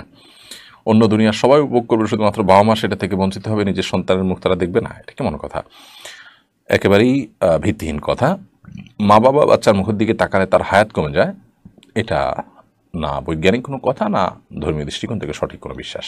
তবে এটা ঠিক যে সন্তানের প্রতি অতিরিক্ত মুগ্ধতা, কখনো কখনো বাবা মায়ের অতিরিক্ত মুগ্ধতা এটা বদনজরের দিকে নিয়ে যায়, যার কারণে সন্তানের ক্ষতিগ্রস্ত হওয়ার আশঙ্কা থাকে। সেটা থাকলে মনে হলে যদি সেরকম কিছু হয়েছে, তাহলে সেক্ষেত্রে মা বাবার অজু করা পানি এটা সন্তানের মাথার উপর ঢেলে গোসল করে দিলেন, তাকে ধুয়ে দিলেন। এটা হলো বদনজর থেকে বাঁচার সবচেয়ে কার্যকর আমল এবং সুন্নাহসম্মত হাদিস প্রমাণিত আমল। এটা সেটা করা যেতে পারে যদি সেরকম সমস্যা হয়ে থাকে। তাহলে নর্মালি যে সকাল বিকাল এরকম হয় তা না, কালে বদলে এরকম হতে পারে। তো মা বাবা অবশ্যই সন্তানের দিকে তাকাবে এবং এর কারণে সন্তানের কোনো ক্ষতি হবে না, অর্থাৎ হায়াত ইত্যাদি কমার কথা যে বলা হচ্ছে সেরকম কোনো কিছু ঘটবে না। ইয়ামিন বাংলা এই আইডি থেকে আপনি লিখেছেন, আমার স্বামী 2 দিন 3 দিন পর মদ খায়, অনেক নিষেধ করার পরও সে ফিরছে না। আমি বেশি কিছু বললে আমার সংসারটা হয়তো টিকবে না, আমার 3টা ছেলে আছে, এখন আমার করণীয় কি? বোন, আপনার প্রশ্নের উত্তরে আমরা বলতে চাই, আপনার স্বামীকে যদি মাদক থেকে আপনি নিবারণ করতে না পারেন, তো এর কারণে আপনার তার সাথে সংসার করাটা ইসলামের শরীয়তের দৃষ্টিকোণ থেকে নাজায়েজ বা হারাম কোনো বিষয় হয়ে যাবে না। এবং এটার জন্য আপনি বিশেষ করে তাকে বোঝানোর চেষ্টা, নাসিহার চেষ্টা, ভালোবাসা দিয়ে নিবৃত রাখার চেষ্টা আপনি অব্যাহত রাখবেন। সেই সাথে প্রয়োজনে অন্য কোনো মুরব্বীকে দিয়ে বা অন্য কাউকে দিয়ে যার প্রভাব তার উপরে আছে, এরকম কোনো ব্যক্তিকে দিয়ে বোঝাতে পারেন। বুঝিয়ে যদি আপনি তাকে নিবৃত করতে পারেন, সেটা খুবই প্রশংসনীয়, সেটা সবচাইতে কার্যকর হবে। এরপরও যদি আপনি চেষ্টা করে তাকে নিবৃত করতে না পারেন এবং সে নিবৃত না হয়, উল্টা বরং আপনার উপরে সে চড়াও হওয়ার আশঙ্কা থাকে, আপনাকে ক্ষতিগ্রস্ত করার আশঙ্কা থাকে, ইনশাআল্লাহ বিদিনিল্লাহ এর কারণে আপনি আল্লাহ তাআলার কাছে দায়ী থাকবেন না, আল্লাহ তাআলার কাছে দোষী থাকবেন না, কারণ আপনি আপনার চেষ্টাটা করেছেন এবং তার অপরাধের দায় কিন্তু সে বহন করবে। তবে যদি বিয়ের এমন একটা পর্যায়ে থাকে যে এখনও আপনি তার মতো পাপিষ্টকে ছেড়ে অন্যত্র বিয়ে করার সুযোগ আছে, তাহলে সেই সুযোগ আপনার গ্রহণ করা উচিত। এই জন্য যে ভবিষ্যৎ বংশধর আপনার তার কারণে নষ্ট হওয়ার আশঙ্কা আছে, ভুল পথে যাওয়ার আশঙ্কা আছে, সেই জায়গা থেকে আপনি সেই চেষ্টা করতে পারেন। এই জন্য পুরো বিষয়টা ডিপেন্ড করবে আপনার পরিস্থিতিটা কী তার উপরে। ফারহানা ঈশা আপনি লিখেছেন, ইনশাআল্লাহ সামনে আমার ডেলিভারির পরে প্রায় দীর্ঘ 40 দিন আমি নাপাক অবস্থায় থাকবো। এই সময় আমি নামাজ আদায়, কোরআন তেলাওয়াত করতে পারবো না। ওই সময় আমি কি ইবাদত করতে পারবো যদি একটু জানাতেন। বোন ফারহানা ঈশা, আপনার প্রশ্ন উত্তরে আমরা বলতে চাই যে এই সময়টাতে আপনি সাধারণ যত জিকির আজকার আছে সেগুলো করতে পারেন। তাসবিহ, সুবহানাল্লাহ, আলহামদুলিল্লাহ, আল্লাহু আকবার, ইস্তেগফার, দুরুদ, এগুলো সবগুলো আপনি করতে পারবেন। সেই সাথে আপনি ইসলামিক বই পুস্তক পড়তে পারবেন এবং জ্ঞানের কথা মানুষকে জানাতে পারবেন এবং নিজে সেগুলো চর্চা করতে পারেন। এই কাজগুলো আপনি করতে পারেন। আল্লাহর কাছে দোয়া করতে পারেন, নির্দিষ্ট কিছু কাজ শুধু আপনি করবেন না। আপনি কোরআন কারীমের তেলাওয়াত বা স্পর্শ করবেন না, আপনি নামাজ পড়বেন না, আপনি রোজা রাখবেন না, আপনি মসজিদে প্রবেশ করবেন না, স্বামী সহবাস করবেন না। এর বাইরে অন্য সাধারণ যত ভালো কাজ আছে, দান করা একটা ভালো কাজ, একটা ভালো কথা বলা একটা ভালো কাজ, ভালো জ্ঞানের অনুষ্ঠান দেখা একটা ভালো কাজ, ভালো বই পড়া, জ্ঞানের বই পড়া একটা ভালো কাজ, এই সমস্ত ভালো কাজ আপনি করতে পারেন। জিকির আজকার আপনি করতে পারেন, তাসবিহ করতে পারেন, আপনি দুরুদ পাঠ করতে পারেন, ইস্তেগফার পাঠ করতে পারেন, সেই কাজগুলো আপনি অব্যাহত রাখবেন, আল্লাহর কাছে দোয়া করতে পারেন, এতে কোনো অসুবিধা নেই ইনশাআল্লাহ তাআলা।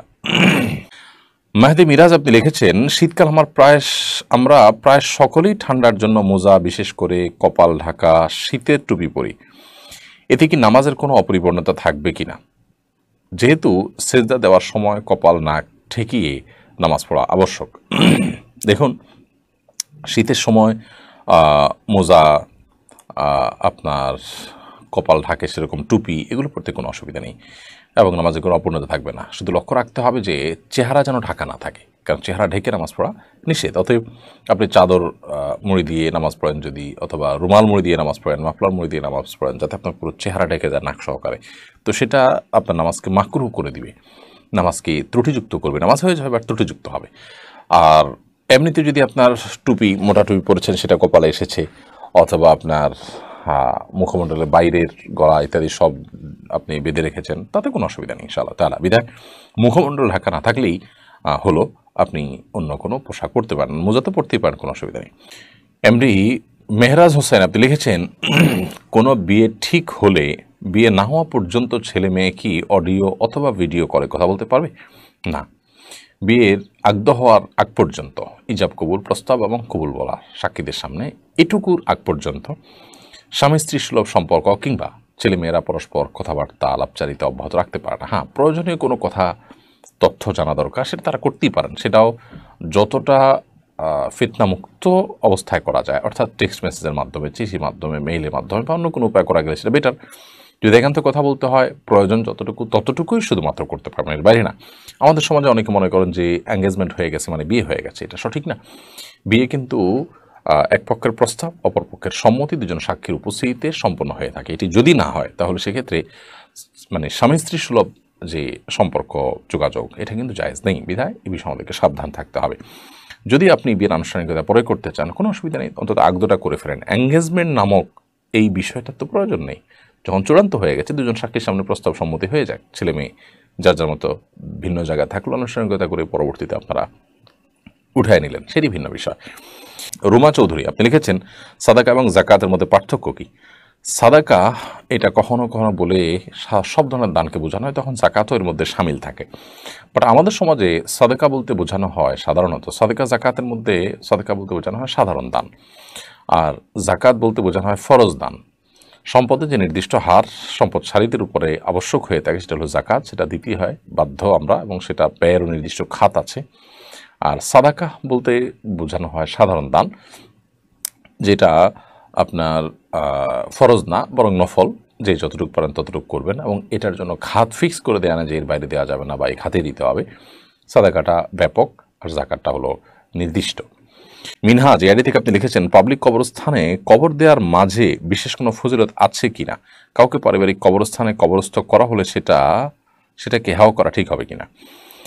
দেখুন, পারিবারিক কবরস্থান বলতে কোনো কনসেপ্ট শরীয়তে মূলত নেই। হ্যাঁ, প্রয়োজন হলে মূল কবরস্থান অনেক দূরে, একটা পরিবারের কিছু সদস্যের জন্য তারা কবরস্থান করেছেন, জায়গার সংকুলন না হওয়ার কারণে হয়তো পারিবারিক বলা হচ্ছে, না হলে এমনি কোনো ইগো বা অহংকার বশত পারিবারিক বলা হচ্ছে না। এরকম যদি হয় তাহলে সেক্ষেত্রে সেই পারিবারিক কবরস্থানে সমস্যা নেই।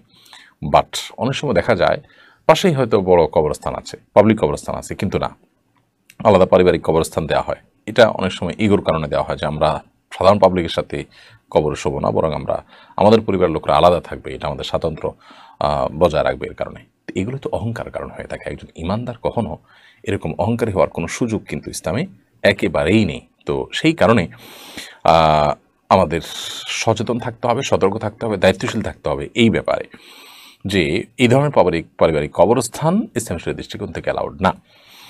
আর এমনিতে সাধারণ কবরস্থানে দাফন করা উত্তম এই অর্থে যে সেখানে যত মানুষ কবর জিয়ারত করতে যাবে সবাই সকল মুর্দাদের জন্যই কিন্তু সালাম পেশ করেন। তো সালাম পেশটা কিন্তু সাধারণভাবে সকলের জন্য প্রযোজ্য হয়। সালামুন আলাইকুম দারা কওমিন মুমিনিন, আসসালামু আলাইকুম আহলাদ দিয়ার মিনাল মুমিনিন ওয়াল মুসলিমিন, হে মুমিন মুসলিমরা যারা এই কবরস্থানে শায়িত আছে তোমাদের প্রতি শান্তি বর্ষিত হোক। এই কথাটা কিন্তু যখন বলা হয় তখন সবাই এটার সুযোগটা পান এবং সবাই এটার সুফলটা পান, দোয়াটা পান।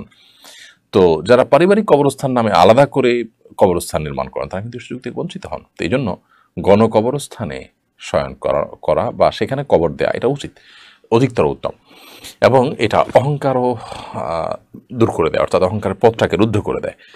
অহংকারের ফলে যে আলাদা পারিবারিক কবরস্থানে আমরা থাকলাম, আমরা যে সেই কবরস্থানে থাকলাম না, এরকম একটা যে ব্যাপার থাকে সেখান থেকে আমাদেরকে রক্ষা করে। এই জন্য সেই বিষয়ে আমাদের সচেষ্ট থাকা উচিত। বাট যেটা বললাম যে পারিবারিক কবরস্থান শর্ত সাপেক্ষে এবং বিশেষ প্রক্রিয়ায় আপনি যদি করেন যে বড় কবরস্থান অনেক দূরে, এই জন্য আমাদের এখানে জায়গা সংকলন হচ্ছে না, বিধা অন্যদেরকে আমরা সুযোগ দিতে পারছি না, সেজন্য একটা পারিবারিক হয়ে গেছে, এখানে আমরা কবরস্থান করলাম, সেটা হতে পারে, সেটা জায়েজ হতে পারে, কিন্তু উত্তম না অবশ্যই। আলসাবাহ আপনি এআইডি থেকে লিখেছেন, বিভিন্ন প্রচারণায় পোস্টারে বিসমিল্লাহির রহমানির রহিম, আল্লাহ সর্বশক্তিমান ইত্যাদি লেখা থাকে, যেগুলো অনেক সময় রাস্তায় পড়ে থাকে, এক্ষেত্রে কী করণীয়? দেখুন, বিসমিল্লাহির রহমানির রহিম বা আল্লাহ সর্বশক্তিমান এ জাতীয় বাক্য যদি পোস্টার ইত্যাদিতে লেখা থাকে এবং রাস্তা পড়ে থাকে তো অবশ্যই এটা তার অপমান। এই জন্য যে সমস্ত পোস্টার রাস্তাঘাট যেখানে সেখানে পড়ে থাকবে সেগুলোতে কোরআন কারীমের আয়াত বা আল্লাহর নাম এভাবে লেখা উচিত না। সৌদি আরবে বহু আগেই ধর্ম বিষয়ক মন্ত্রণালয় থেকে এ বিষয়ে একটা প্রজ্ঞাপন জারি হয়েছিল যেন সেখানকার ধর্মীয় কোনো পোস্টার ইত্যাদিতে কোরআন আয়াত বা আল্লাহর নাম ইত্যাদি লেখা না হয়। এবং এই কারণে লেখা হয়েছে, যদিও তাদের পোস্টার আমাদের মতো ওয়ালে, রাস্তাঘাটে, বাইরে লাগানো হয় না, মসজিদের ভেতরে তারা লাগায় সাধারণত। তো তারপরও তারা এরকম সতর্ক রয়েছে না। সেখানে আমাদের দেশের রাস্তাঘাটে যেখানে সেখানে পড়ে যাওয়ার আশঙ্কা থাকে, সেই জায়গায় আমরা এ ধরনের পোস্টার যদি লাগাই তাহলে সেক্ষেত্রে অবশ্যই গুনাহগার হতে হবে, যদি সেটার আপনার পায়ের নিচে পড়ে বা অপমানজনক অবস্থায় সেটা পতিত হওয়ার আশঙ্কা থাকে। এমডি হাসিবুর রহমান আপনি লিখেছেন, বেশ কিছুদিন ধরে আমাদের মসজিদে ফজর নামাজের দ্বিতীয় রাকাতে রুকুর পর আরবিতে ফিলিস্তিনের জন্য দোয়া করা হয়, যা আগে কখনো দেখিনি। বিষয়টি কি সুন্নাহ দ্বারা প্রমাণিত? হ্যাঁ ভাই হাসিব, এটা অবশ্যই সুন্নাহ দ্বারা প্রমাণিত। এটাকে বলা হয় কুনুতে নাজেলা।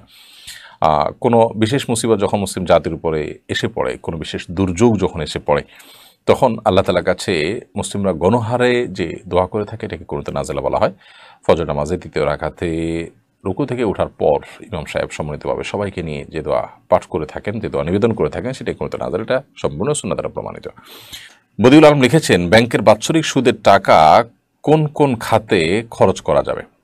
সুদের যে টাকা পেয়েছেন এটা কোনো সওয়াবের টাকা নিয়ত করা ছাড়া গরিব দুঃখীকে আপনি দান করে দিবেন, ফকির মিসকিন যারা আছে তাদেরকে দান করে দিবেন।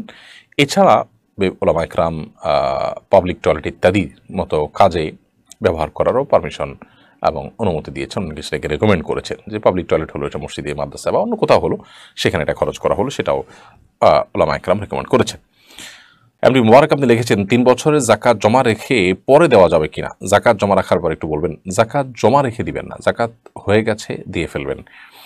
হ্যাঁ, আলাদা করে রাখেন যদি, যে এখনই এই মুহূর্তে গরিব পাচ্ছি না, আমি আলাদা করে গরিব খুঁজে ভিন্ন ভিন্নভাবে দেবো, আদায় করব, তো সেটা আপনি করতে পারেন, কিন্তু সেটার জন্য অবশ্যই আপনাকে আলাদা করে একত্র করে কোথাও রাখতে হবে আলাদা করে, এবং যাতে করে আপনার মৃত্যু হয়ে গেল সেটা অনাদায় না থাকে, আপনার পরিবার সদস্যরা জানবেন যে সে জায়গায় আপনি লিখে রেখেছেন, এরকমভাবে আপনি দিতে পারেন। কিন্তু ইচ্ছাকৃতভাবে যৌক্তিক কোনো কারণ ছাড়া সেটাকে জমিয়ে রাখা এটা অনুচিত কাজ। তাহিদুল ইসলাম মুজাহিদ আপনি লিখেছেন, রাসূল সাল্লাল্লাহু আলাইহি ওয়াসাল্লাম তো ইহুদিদের সাথে ব্যবসা বাণিজ্য করেছেন, তখনও তো যুদ্ধ হতো, কিন্তু আমরা কেন ইসরায়েলের পণ্য কেনা বা তাদের সাথে বাণিজ্য সম্পর্ক ছিন্ন করব? দেখুন, তখনকার ব্যবসা বাণিজ্য এটা নিজেদের স্বার্থে হয়েছে, ইহুদিদের স্বার্থ সংরক্ষণ করেনি। ধরুন ইহুদিদের কাছে কোনো পণ্য আছে, এটা মুসলমানদের দরকার, মুসলমানরা কিনেছেন, এর বিকল্প মুসলমানদের কাছে নাই, এবং এটা কিনে তাদেরকে লাভবান করার চাইতে মুসলমান বেশি লাভবান হয়েছে, ব্যাপারটা এরকম ছিল। এখন যেটা হয়েছে, এখন পৃথিবীতে তাদের যে ব্যবসায়িক চেইন তারা তৈরি করেছে, এর মধ্য দিয়ে তারা গোটা পৃথিবীতে তারা অর্থ কালেকশন করে নিচ্ছে, এবং এই সমস্ত পণ্যের বহু বিকল্প আমাদের কাছে আছে, এমনকি ব্যবহার না করলেও আমাদের কিছু আসতে যাচ্ছে না। আর এখনকার যুগে যুদ্ধটা যতটা টাকার উপরে নির্ভর করে, তখন যুদ্ধটা পরিপূর্ণভাবে এভাবে টাকার উপর নির্ভর করতো না। অতএব প্রেক্ষাপট সম্পূর্ণই ভিন্ন। নবী করিম সাল্লাল্লাহু আলাইহি সাল্লাম তাদের সাথে এমনকি লেনদেনও করেছেন যে সেটার একটা লিমিটেশন ছিল, একটা সময় ছিল, একটা পরিস্থিতি ছিল। তারা যখন চরম হঠকারিতা করেছে, তাদেরকে বরং নবী সাল্লাল্লাহু আলাইহি ওয়াসাল্লাম ব্যবসা করাতে পরের কথা তাদেরকে মদিনা থেকে বিতাড়ন করেছেন। বিধায় সেটিও আমাদের মাথায় রাখতে হবে। হাসিবুল ইসলাম শিমুল লিখেছেন, বাসায় বিড়াল ও বিড়ালের বাচ্চা অনেক সমস্যা করে, তাদেরকে অন্য জায়গায় রেখে আসলে কি গুনাহ হবে? বিড়ালের বাচ্চা যদি অন্যত্র রেখে আসেন যাতে করে অন্য কারো বাসায় যায় বা অন্য কেউ নিয়ে নেয়, তো কোনো অসুবিধা নেই, এর কারণে আপনার কোনো গুনাহ হবে না, বিশেষ করে সে আপনার ডিস্টার্ব করছে। রাশিদুজ্জামান লিখেছেন, সিগারেট খায় এমন ইমাম পিছনে নামাজ পড়লে কি নামাজ আদায় হবে? নামাজ হয়ে যাবে, কিন্তু এরকম ব্যক্তিকে ইমাম হিসাবে নিযুক্ত করা বা ইমাম হিসাবে রাখা এটা উচিত না। কর্তৃপক্ষের কর্তব্য তাকে পরিবর্তন করে সেখানে ভালো যোগ্য মুত্তাকি ইমাম নিয়োগ দেওয়া। ফাসেক কোনো ব্যক্তি, যে ব্যক্তি কোনো গুনাহের কাজ প্রকাশ্যে করে, তার পেছনে নামাজ পড়া মাকরু। তো যদি আপনার কাছে বিকল্প কোনো উপায় না থাকে, ভালো কোনো ইমাম না থাকে, তাহলে আপনি তার পেছনে নামাজ পড়লে নামাজ আদায় হয়ে যাবে, বাট কর্তৃপক্ষের দায়িত্ব তাকে পরিবর্তন করা। সুলতানা পারভিন আপনি লিখেছেন, গীবতের পাপ মাপের উপায় কি? গীবতের পাপ মাফের জন্য যে ব্যক্তির গীবত করেছেন তার জন্য আল্লাহর কাছে দোয়া করবেন, আল্লাহ আপনি তাকে ক্ষমা করে দিন, এটা একটা উপায়। এছাড়া তার কাছে যদি মাপ চাওয়ার মতো সুযোগ থাকে, মাপ চাইলে বরং আরও পরিস্থিতি খারাপের দিকে যেতে পারে, সম্পর্ক নষ্ট হতে পারে, এরকম আশঙ্কা না থাকে, তাহলে সেক্ষেত্রে আপনি তার কাছে মাপ চেয়ে নিতে পারেন। আর আল্লাহ তাআলার কাছে নিজের কৃতকর্মের জন্য লজ্জিত অনুতপ্ত হয়ে আল্লাহর কাছে মাপ চাইবেন সাধারণভাবে, এবং ভবিষ্যতে না করার সংকল্প করবেন। তো এইভাবে আপনি গীবতের গুনাহ থেকে মুক্তি লাভ করতে পারেন। মিজানুর রহমান জিহাদ আপনি লিখেছেন, আমি একটা মসজিদে চাকরি করি, মসজিদের ইমামের জন্য নির্ধারিত রুম না থাকায় আমার অবসর সময় মসজিদ অবস্থান করি, ইবাদত না করে মসজিদ অবস্থান করা ঠিক হবে কিনা? মসজিদ কর্তৃপক্ষ ইমামের জন্য বা মসজিদের স্টাফদের জন্য রেস্ট রুম রাখা তাদের অপরিহার্য কর্তব্য। আমাদের দেশে বেশিরভাগ মসজিদের দায়িত্বশীলরা এই বিষয়গুলোকে খেয়াল রাখেন না। ইমাম সাহেব বা মুয়াজ্জিন সাহেব যাদের 5 ওয়াক্ত ডিউটি করতে হয়, তারা তো ফুল টাইম মসজিদের পাশেই তাদের থাকতে হবে, তাদের আবাসন ব্যবস্থা থাকা উচিত। সেটা যদি না রাখা হয়, তাহলে সেক্ষেত্রে মসজিদকে তারা আবাসনের জন্য ব্যবহার করবেন, যেটা জায়েজ না মৌলিকভাবে। তো এটার জন্য দায়ী থাকবেন কর্তৃপক্ষ, আপনি কর্তৃপক্ষকে বোঝাবেন।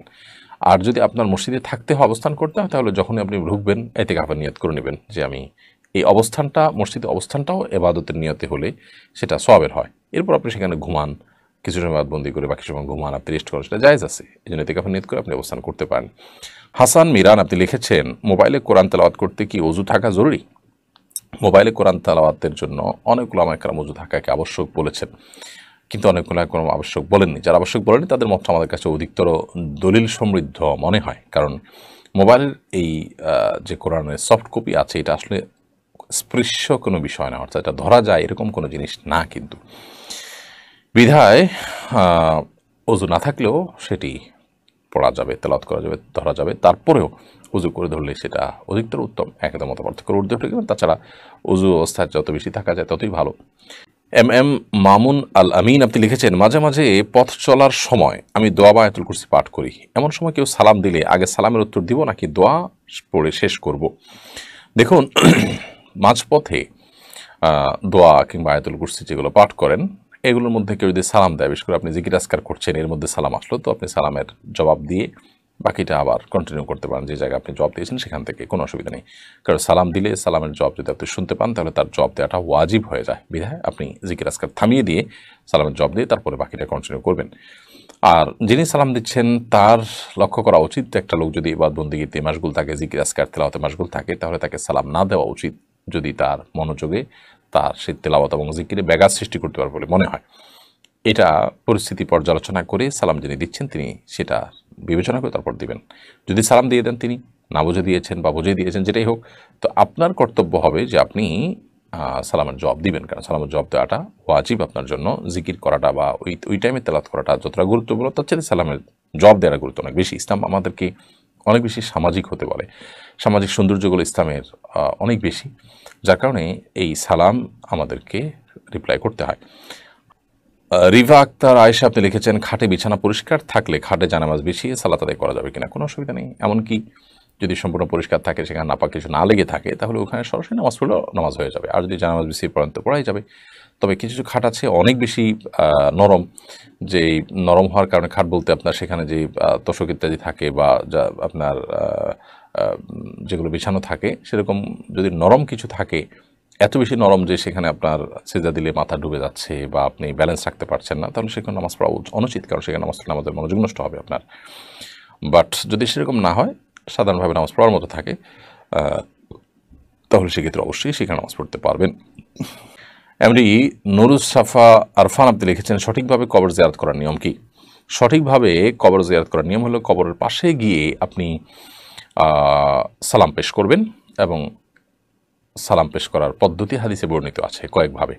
আসসালামু আলাইকুম আহলাদ দিয়ার মিনাল মুমিনিন ওয়াল মুসলিমিন ওয়া ইন্না ইনশাআল্লাহু বিকুম লাহিকুন আসসালাল্লাহু লানা ওয়া লাকুমুল আফিয়া। আবার বলছি, আসসালামু আলাইকুম আহলাদ দিয়ার মিনাল মুমিনিন ওয়াল মুসলিমিন ওয়া ইন্না ইনশাআল্লাহু বিকুম লাহিকুন আসসালাল্লাহু লানা ওয়া লাকুমুল আফিয়া, বা নাসআল্লাহু লানা ওয়া লাকুমুল আফিয়া, একই অর্থ দাঁড়াবে। যার অর্থ হলো যে, হে কবরবাসী ইমানদার মুসলমানরা, তোমাদের প্রতি শান্তি বর্ষিত হোক। আমরা অচিরেই তোমাদের সঙ্গে যোগ দেব, অর্থাৎ আমরাও এখানে আসবো এক সময়। আর আল্লাহ তাআলার কাছে আমাদের এবং তোমাদের উভয়ের জন্য, সকলের জন্য আল্লাহর কাছে আমরা শান্তি, সুখ, সমৃদ্ধি এবং আফিয়ত কামনা করি। বাস এ দোয়া পেশ করবেন। এছাড়া আরও হাদিসে বিভিন্ন রকমের দোয়া আছে। সালামুন আলাইকুম দারা কওমিন মুমিনিন, কোনো কোনো হাদিসে আছে আসসালামু আলাইকুম আহলাল কুবুর, আহলাল কুবুর। তো হাদিসে বর্ণিত যে কোনো দোয়া আপনি পেশ করবেন। এটাই হলো কবর জিয়ারতের পদ্ধতি। কবর জিয়ারতের জন্য আলাদা কোনো অমুক সূরা এতবার পড়তে হয় এরকম কোনো ধর্মাদা নিয়ম নেই। ফারহান আক্তার লিখেছেন, ছেলে পক্ষের কাছে কি মেয়ের ছবি তুলে দেওয়া জায়েজ আছে? যদি সেটা সেফ মনে হয়, তারা খুব আল্লাহ ভীরু, মুত্তাকি, পরহেজগার, দেখা শেষে তারা বিয়ে না হলে ডিলিট করে দিবেন এরকম মনে হয়, এবং গায়রে মাহরাম কাউকে, অর্থাৎ পাত্র ছাড়া অন্য কোনো পুরুষকে পাত্রপক্ষের দেখানো হবে না, এই বিষয়গুলো যদি নিশ্চিত হয় তাহলে দেওয়া যেতে পারে। তা না হলে দেওয়া উচিত না। প্রয়োজনে তাদেরকে দেখানো যেতে পারে নিজেদের মোবাইল ইত্যাদি থেকে। রোমান আরফিন লিখেছেন, রোজা রেখে মেসওয়াক করলে কি রোজার কোনো ক্ষতি হবে? না, রোজা রেখে মেসওয়াক করলে রোজার কোনো ক্ষতি হবে না। বরং নবী করিম সাল্লাল্লাহু আলাইহি ওয়াসাল্লাম রোজা রেখে প্রচুর পরিমাণে মেসওয়াক করতেন। আমাদের রাসূলুল্লাহ বলেছেন যে নবী সাল্লাল্লাহু আলাইহি ওয়াসাল্লাম রোজা রেখে কি পরিমাণে মেসওয়াক করেছেন তিনি, এটা গুণে শেষ করা যাবে না। এখান থেকে বোঝা যেটা জায়েজ আছে। আয়েশা সিদ্দিকা সুমি আপনি লিখেছেন, আমার ছেলের জন্য দোয়া করবেন, তার বয়স 3, সে তাকরিমের মতো হতে চায়। আল্লাহ তাআলা আপনার সন্তানকে আপনার চক্ষু শীতলকারী সন্তান বানাক এবং সুসন্তান হওয়ার তৌফিক দান করুন, হাফেজ আলিম হওয়ার তৌফিক দান করুন। দাইল্লাহ সব কবুল আমরা দোয়া করি। এমজে মাহমুদ লিখেছেন, আমি একসময় একটা মাজারে গিয়ে কবরের সেজদা ও চুমু খেয়েছিলাম। সেজন্য আমি মাঝে মাঝে নিজেকে অনেক পাপী মনে করি এবং মাঝে মাঝে সেই কথা ভেবে তওবা করি। তবে আমার সন্দেহ হয় আমার ঈমান আছে কিনা, বিষয়ে কিছু জানাবেন দয়া করে।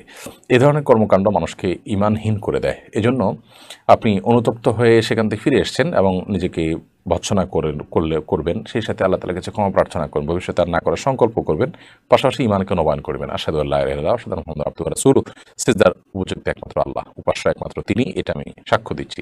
বাস ইনশাআল্লাহ আপনি আপনার ঈমানকে নবায়ন করে নিলেন। এরপর আপনার আর ঈমান আছে কিনা সেটা নিয়ে আপনার দুশ্চিন্তা করার কোনো প্রয়োজন নেই। এমডি আরিফ আপনি লিখেছেন, আমি কিভাবে আমার রাগ নিয়ন্ত্রণ করব? রাগ নিয়ন্ত্রণ করার জন্য অবস্থার পরিবর্তন করার কোনো বিকল্প নেই। দাঁড়িয়ে আছেন, বসে যাবেন, বসে আছেন, শুয়ে যাবেন, অথবা জায়গা চেঞ্জ করে ফেলবেন। ওই মুহূর্তে রাগ ঝাড়তে যাবেন না। অবস্থা পরিবর্তন করে রাগ কিছুটা কমে যায়। উজু করে ফেললে রাগ অনেকটা কমে যায়। আউযুবিল্লাহি মিনাশ শাইতানির রাজিম পাঠ করলে রাগ কমে যায়। হাবিব খান নয়ন লিখেছেন, অনলাইনে দান সাদেকা করার পর যদি জানা যায় ভুল মানুষের কাছে দান সাদেকা করে ফেলেছি, এক্ষেত্রে সাদেকা কবুল হবে কিনা?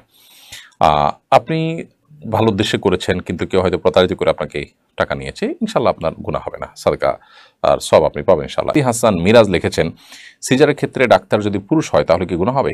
আপনি এরকম ডাক্তারের কাছে সিজার করাবেন না। মহিলা ডাক্তার খুঁজে বের করবেন এবং তার কাছে সিজার করাবেন। সিনথিয়া প্রামাণিক অর্পিতা আপনি লিখেছেন, আমি মারা যাওয়ার পর যদি আমার পরিবারের মানুষ আমার মুখ পরপুরুষকে দেখায় তাহলে কি পাপ আমার হবে নাকি পরিবারের? আমার পরিবার ইসলামিক নয়। আপনার পরিবার এরকম করতে পারে, আশঙ্কা হলে আপনি ওসিয়ত করবেন তারা যেন এটা না করে। এরপর যদি তারা করে তাহলে দায় তাদের এবং আপনার কোনো গুনাহের কারণ হবে না। সিনথিয়া প্রামাণিক অর্পিতা আপনার আরেকটা প্রশ্ন দেখতে পাচ্ছি, গাড়িতে পার্সোনাল ড্রাইভারের সাথে একা অফিসে যাওয়া ঠিক হবে কিনা? নারী পুরুষ নির্জনে, একজন নারী একজন পুরুষ একাকিতে যেন না থাকে। নবী সাল্লাল্লাহু আলাইহি ওয়াসাল্লাম বলেছেন, লা ইয়াখলুয়ান্না রাজুলুন বিইমরাআতিন, একজন পুরুষ একজন নারীর সাথে কোথাও নির্জনতা যেন অবলম্বন না করে। এটা ফিতনা থেকে বাঁচাবার জন্য নবী সাল্লাল্লাহু আলাইহি ওয়াসাল্লাম আমাদেরকে বলেছেন, সেটা আমাদের লক্ষ্য করা দরকার। কোনো কারণে যদি এরকম পরিস্থিতিতে আপনার পড়তে হয়, যেতে হয়, তো সেক্ষেত্রে অন্য কাউকে, অ্যাটলিস্ট বাচ্চা বা অন্য কাউকে সাথে নিয়ে রাখতে পারলে আপনি গুনাহের ঊর্ধ্বে উঠতে পারবেন ইনশাআল্লাহ, গুনাহ থেকে মুক্ত থাকতে পারবেন ইনশাআল্লাহ। মাইনুল ইসলাম মাসুম লিখেছেন, কোনো প্রতিষ্ঠানের মালিক যদি তাদের মূলধন এর যোগান ব্যাংক ঋণের মাধ্যমে করে থাকে, ওই প্রতিষ্ঠানের কর্মরত কর্মীদের রোজগার হালাল হবে কিনা? পুরো টাকাটাই হারাম থেকে যদি হয় এবং সেটা দেয়, তাহলে সেখানে চাকরি না করে অন্যত্র চাকরির ব্যবস্থা করার চেষ্টা করতে হবে। উত্তর দিয়েছি। সোহেল খন্দকার লিখেছেন, বিবাহ ইত্যাদি অনুষ্ঠানে নারী পুরুষের অবাধ মেলামেশার বিষয়ে ইসলাম কি বলে? বিয়ে বা জাতীয় অনুষ্ঠানে নারী পুরুষের অবাধ মেলামেশা, পর্দাহীনতা, এটা পরিষ্কারভাবে হারাম। বিয়ে একটা ধর্মীয় অনুষ্ঠান, সেখানে ধর্মীয় বিধিনিষেধ লঙ্ঘন করা এটা একেবারেই আপনার গ্রহণযোগ্য একটি বিষয়। এবং বিবাহের যে বরকত কল্যাণ এটি আজকাল নষ্ট হয়ে যাচ্ছে, এটার অন্যতম একটা কারণ হলো এটি যে সেখানে আপনার নারী পুরুষের মিশ্রণ ঘটছে, সেখানে হারাম অনেক কিছু থাকছে। এই জন্য আমাদের দাম্পত্য জীবনে সুখ শান্তি থাকছে না। আল্লাহর ভয়ে এ ধরনের হারাম থেকে, এ ধরনের গুনাহের বিষয় থেকে আমাদের সরে আসা উচিত এবং নারীদের জন্য আলাদা ব্যবস্থাপনা, পুরুষদের জন্য আলাদা ব্যবস্থাপনা থাকা উচিত। মেয়েকে সাজিয়ে এমনভাবে রেখে দিলেন যে পুরুষ মহিলা সবাই গুনহার তাকে দেখছে, এটা যেমন হারাম, ঠিক একইভাবে ছেলেকে সাজিয়ে গুজিয়ে রেখে দিয়েছেন, সব মেয়েরা এসে তাকে দেখছে এবং ঢলাঢলি মেশামেশি করছে, এটা হারাম। নারী পুরুষের স্বাতন্ত্র্য বজায় রাখা উচিত। এটার মধ্যে সম্মান নিহিত, এর মধ্যে নিরাপত্তা নিহিত, এর মধ্যে পর্দার বিধান রক্ষা করা হয় এবং এর মাধ্যমে আল্লাহ তাআলার বিধান মেনে বিয়ের অনুষ্ঠান করা হয়। এর মধ্যে বরকত রয়েছে ইনশাআল্লাহ তাআলা। আপনি আলফাহাদ হোসেন লিখেছেন, ইমামের তেলাওয়াত অশুদ্ধ হলে বাসায় নামাজ আদায় করা যাবে কিনা? ইমামের তেলাওয়াত অশুদ্ধ হওয়ার অজুহাতে নামাজ বাসায় আদায় করবেন না, প্রয়োজনে অন্য কোনো মসজিদে যাবেন। যদি একেবারে এত অশুদ্ধ হয় যে তার পিছনে নামাজ নষ্ট হয়ে যাবে, তাহলে কর্তৃপক্ষের মাধ্যমে ইমাম পরিবর্তন করার চেষ্টা করবেন। সেটা হওয়ার আগ পর্যন্ত নিজেরা জামাত করার চেষ্টা করবেন, যদি অন্য কোথাও তার কাছে মসজিদ না থাকে। এমডি রিয়ান সাজিব লিখেছেন, আমি একজন প্রবাসী, কাজের কারণে 5 ওয়াক্ত নামাজ মোটামুটি পড়তে পারি, কিন্তু শুক্রবার ছুটি না থাকা জুমা নামাজ মসজিদে পড়তে পারি না। আপনি আপনার কর্মস্থল পরিবর্তন করবেন প্রয়োজনে, কিন্তু আপনাকে নামাজ পড়ার ব্যবস্থা করতে হবে। অন্তরা তাসনিন শান্ত আপনি লিখেছেন, ফজর নামাজের পর যদি সহবাস করা, সেক্ষেত্রে জোহর রাগ পর্যন্ত গোসল না করলে কি গুনাহ হবে? গুনাহ হবে না, তবে এটা অনুচিত। যথাসময় গোসল করে ফেলা উচিত। যদি অন্যান্য কাজ করতে চান, উজু করে তারপর অন্যান্য কাজ করবেন, এটা হলো সুন্নাহ। শেখ সবুজ লিখেছেন, আমি একজন প্রবাসী, আমি শুনেছি 3 মাসে বেশি সময় স্ত্রীর ছাড়া বাইরে থাকলে স্বামী স্ত্রী নাকি অটো তালাক হয়ে যায়, বিষয় জানতে চাই। না, অটো তালাকের কোনো সিস্টেম ইসলামে নেই। স্বামী স্ত্রী দুজন থেকে একজন অপরজন থেকে যদি দীর্ঘকালও দূরত্বে থাকেন এবং তারা এর মাধ্যমে গুনাহে লিপ্ত না হন, ইনশাআল্লাহ এটার কারণে তাদের গুনাহ হবে না এবং বৈবাহিক সম্পর্ক নষ্ট হবে না। 2 বছরও যদি স্বামী স্ত্রী একে অন্যের সাথে মিলিত না হন, তাহলেও তাদের মধ্যে সম্পর্ক নষ্ট হয় না, অটো তালাক হয় না। এরকম কোনো পিরিয়ড না যে এত বছর না মিশলে তালাক হয়ে যাবে, এরকম কোনো কথা নেই, এটা ভুল কথা। পারেন। নাহিদুল ইসলাম লিখেছেন, আমি বাংলাদেশ সেনাবাহিনীর একজন সদস্য, ভুলবশত আমার একটা মেয়েকে পছন্দ হয়, সে এখন মেডিকেল পড়ছে, তার ও আমাকে খুব পছন্দ, আমি বাসায় এবারে জানিয়েছি কিন্তু এতে মত দেয়নি। এখন আমি কি করব? বাসায় কাউন্সিলিং করে তাদেরকে বিভিন্নভাবে বোঝানোর চেষ্টা করবেন, তাদেরকে আপনি দুর্বল করার জন্য যত রাস্তা চেষ্টা করতে পারেন, যদি সে দিনদার হয়। আর যদি মেয়ের ভিতরে দিনদারিতা না থাকে, তাহলে আপনি এটাকে অ্যাভয়েড করা উচিত এবং বাবা মার মতামতকে প্রাধান্য দেওয়া উচিত। জাহিদা সুলতান লিখেছেন, দাঁড়িয়ে উজু করার সময় পায়ে হাত লাগিয়ে উজু করলে কি উজু সম্পূর্ণ হয়? হাত না লাগিয়ে উজু করলে পায়ে হাত লাগানো জরুরি না, পাও দিয়ে ডুলে যদি সব জায়গায় পানি পৌঁছাতে পারেন, উজু হয়ে যাবে। রোমানা আক্তার রুমা লিখেছেন, ছেলের বাবুকে কয় বছর বুকে দুধ খাওয়ানো যাবে? 2 বছর বুকে দুধ খাওয়াবেন। আল্লাহ তাআলা কোরআনে কারিমে স্পষ্ট বলেছেন, যে ব্যক্তি সন্তানের দুধের পানের পুরো সময় মেয়াদ পূরণ করতেছে, সে 2 বছর দুধ পান